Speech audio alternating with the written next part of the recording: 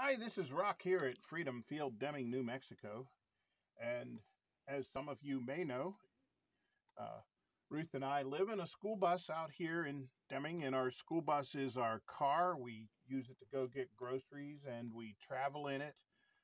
And we live out here on the cheap. We have a limited income, so when things need repaired, we have to learn how to do them ourselves. Today we are changing the tires on our school bus. Not just taking the wheels off the bus, but taking the wheels off the bus, taking the tires off the wheels, and putting new tires on the wheels. And we thought we would take you along for the journey, and maybe this will help somebody else out who's in a position of, I need to change my tires, but I really can't afford to pay somebody to do it because the price of the tires already flattened me. Ruth and I are putting 6 tires on this bus, and the price of the tires was such that we have more money in our tires than it cost us to buy 2 school buses. That's a lot of money to us. So over $3,000 in tires. To pay somebody else to mount them might be $30 to $80 a tire, and we figured we would just save that money and invest it in tools to do the job. So let's take a look at the tools. To get the wheel off, you gotta have some torque. Now, one way to do it is with a really big, powerful air wrench, like some of the tire shops have. And that big, powerful air wrench might cost $700 or $800 for the wrench, and then another $2,000 or $3,000 for an air compressor with the capacity to power that big wrench, or an $80 tool.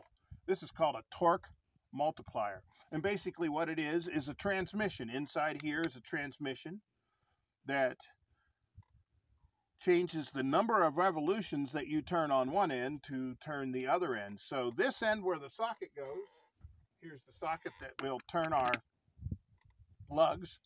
This end turns 1 time for every 78 times you turn this end with the crank. And the way this works, as I was explaining to Ruth, let's put this on here and put the crank on here.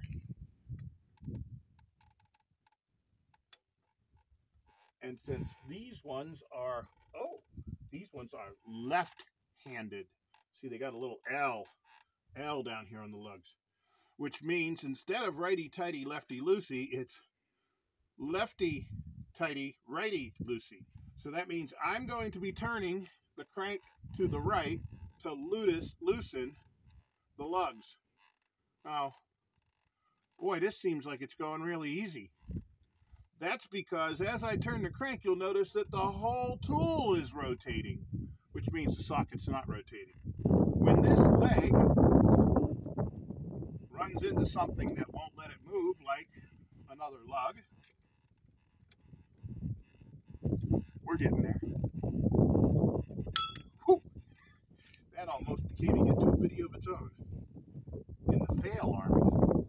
Okay, so when this leg stops against something, now the rotational force that is being produced by this transmission is now being translated to this socket. I turn this 78 times, this turns 1 time. That's a lot of torque over here, and with a nominal amount of force, I can turn 2 hands. Now, it's my understanding that these nuts are torqued on to 450 to 600 foot-pounds. And now, with one hand, I'm taking it off. Now, what I'm going to do is I'm going to loosen all of the nuts before I jack the bus up. I'm not going to take them off, I'm just going to loosen them. Good way to keep track of which one you've tightened or loosened. Make a little mark. and cut.